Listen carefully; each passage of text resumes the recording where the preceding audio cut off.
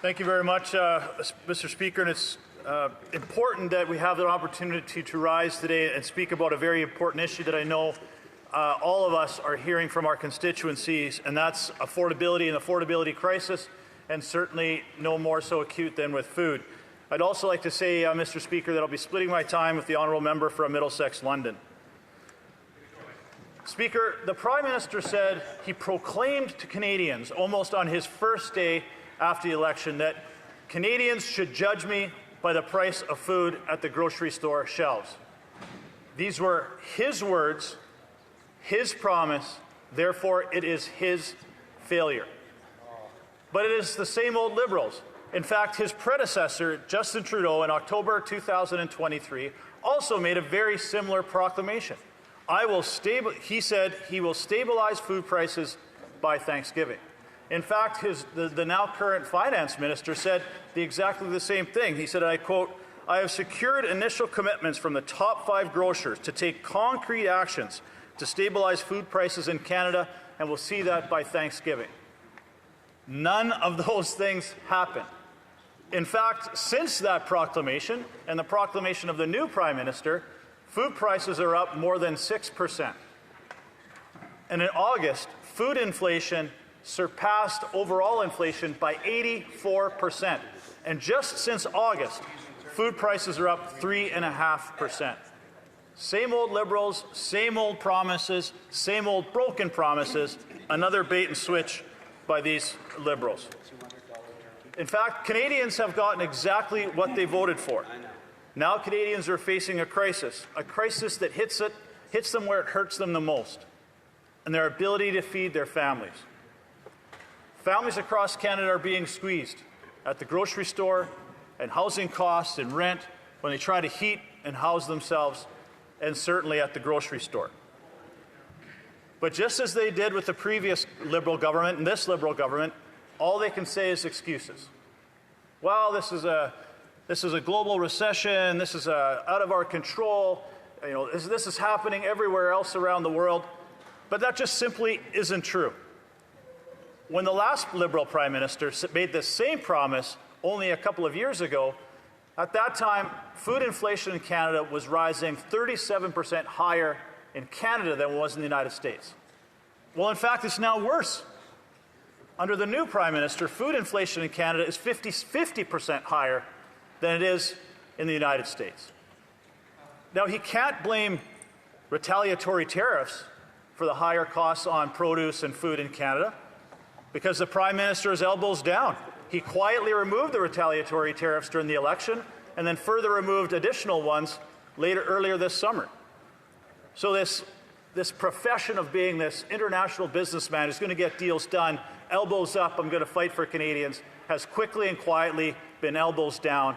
And in the meantime, Canadians are the ones paying the price. But I think we talk about these numbers, Speaker, but there are very real consequences that real Canadians are feeling. We talk about food inflation and higher costs, but what this comes down to, Mr. Speaker, is 61% of Canadians are feeling food insecure. That means more than half of Canadian families don't know where their next meal is coming from. They don't know if they're going to be able to feed their families the next day or the next meal. As a result of that, they are making very difficult choices, not only at the grocery store shelf, but certainly when they're doing their household budgets. Oh yeah, households do budgets, something this Liberal government has never quite gotten around to. It's been more than 18 months and still no budget. In fact, their budget, coming soon, like he's proud of it. They're going to have perhaps a $100 billion deficit. 3 times, perhaps as much as 3 times higher than the last Liberal government, when the then finance minister made this big scene to quit because she couldn't handle these types of deficits. Well, ironically, she's quitting again. Maybe the deficit's that much worse that once again she can't stand beside that. But among those households with an income of under $50,000, 73% of that group are worried they won't be able to afford groceries if this trend continues with higher food prices. And the food prices are higher. Just between March and June of this past year, beef is up 33%, canned soup is up 26%, canned tuna 19%, potatoes 16%, oranges 12%, and whole chicken is up 11%. These are very real consequences to bad Liberal policies and broken promises. When you continue to add taxes on to those who produce the food, those who truck the food, and those who process and manufacture and sell the food, what's going to happen? The Canadians are the ones who are going to be paying those higher prices, and that's exactly what is happening. Food prices are up nearly 40% since this Liberal government was elected 10 years ago. That is the record that this Prime Minister has to abide by. We will see the new food price index report come out in about a month, 2 months. We will see exactly what is going on, but already the Canada's food price report from last year predicted that we will see food prices increase this year by 5%. Well, we are right on track with those types of increases. As a result of that, Canadians spent $800 more on groceries this year than they did the previous year. Those numbers could go up again next year. And again, there are very real consequences to that kind of mismanagement and fiscal ineptitude. According to Food Banks Canada, a new report that they came out earlier this summer, more than a quarter of Canadians are now experiencing food insecurity. They gave this Liberal government an F grade, especially for those making $75,000 or under, where 57% of their income is now being spent on essentials like groceries, utilities, and transportation. And according to the Food Bank report, 25% of households are struggling to afford food, up from 18% in 2023. The poverty rate rose for the third consecutive year, and the official poverty rate was 10%, increasing 38% since 2023. 40% of Canadians are feeling worse off this year than they did the year before. And the CEO of one of Canada's largest food banks, Neil Hetherington, said to the Toronto-based the Daily Bread Food Bank will see 4 million visitors in 2025. That is double what the food bank served 2 years ago. Let that sink in, Mr. Speaker.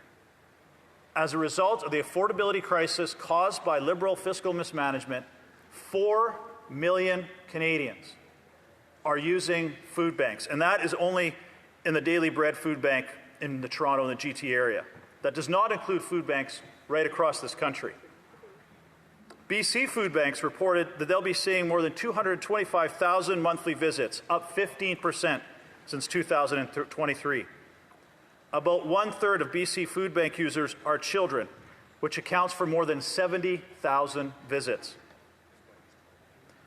Today, Canadians just simply can't afford food, and they are now resorting to breaking the law. As we saw yesterday in a CTV News report, that a Waterloo Region farmer has now raised the alarm with the incredible increase of thefts from his apple orchard. 500 pounds of apples from his orchard have been stolen. He himself said he's caught 250 pounds of stolen goods on a number of occasions of families coming to the orchard just trying to feed themselves. But, Mr. Speaker, again, I'm sure today you will hear a number of excuses from the Liberal government of why this isn't their fault, despite policies that clearly they have implemented.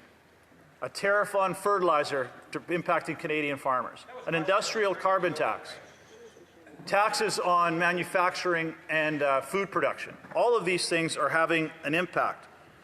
In fact, net income for farmers fell by $3.3 billion in 2024, the largest net decrease income for Canadian farmers since 2018. Mr. Speaker, in conclusion, what this comes down to is the Minister of Labour and Workforce yesterday said, the past predicts the future. And that's exactly what we're seeing.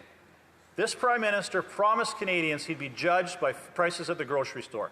Judgment has been rendered. Those are his words, his promise, and his failure to Canadians. Thank you.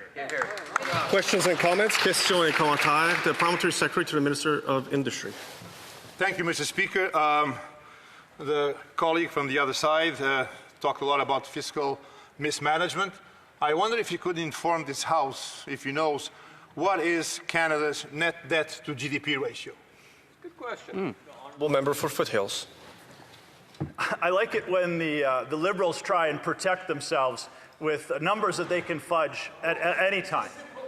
What they are trying to ignore is the fact that they're trying to lecture Canadians. Oh, you've never had it so good. Our fiscal position is great.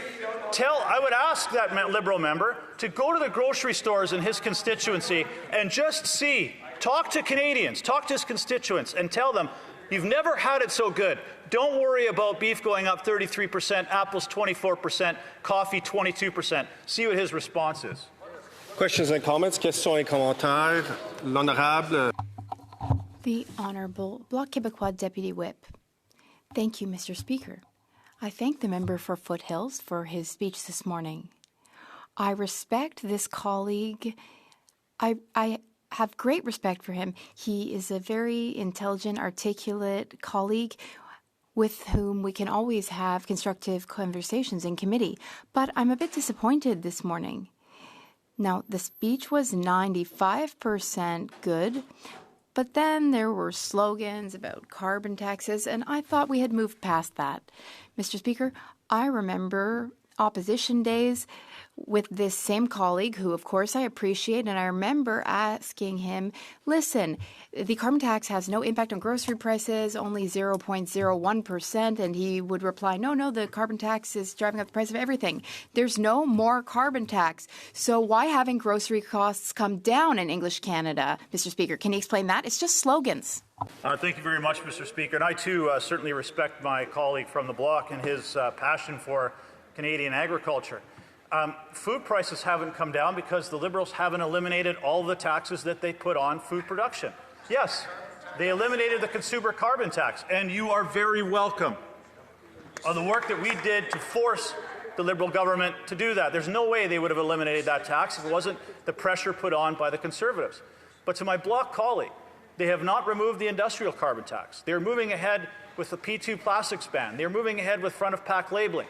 They've maintained the tariff on fertilizer imported to Canadians, into Canada. All of these things are impacting the price of food from the farm gate to the grocery store shelf.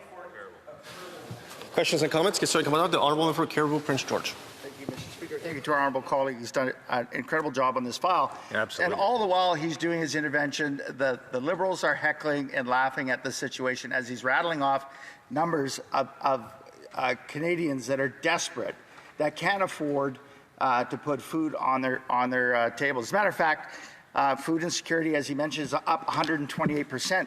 The Retail Council of Canada reported that retailers lost $9.1 billion in 2024 alone because Canadians can't afford to put food on their plate. So they resort to having to steal to try to feed their families.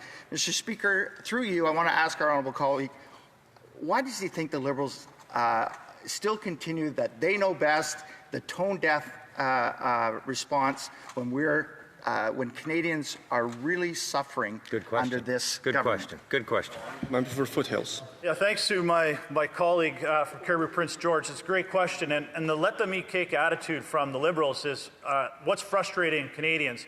And they say, oh, you know, the debt-to-GDP ratio is 47%. Canadians should be thrilled with that. The fact is, 60% of Canadians are food insecure.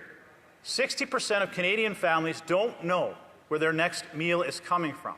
4 million Canadians around the GT area alone are going to food banks. They're being forced to feed their families as a result of a food bank. Those are the facts. Those are the things that the Conservatives are focused on, not massive deficit spending to enrich their friends, which the Liberal government is focused on.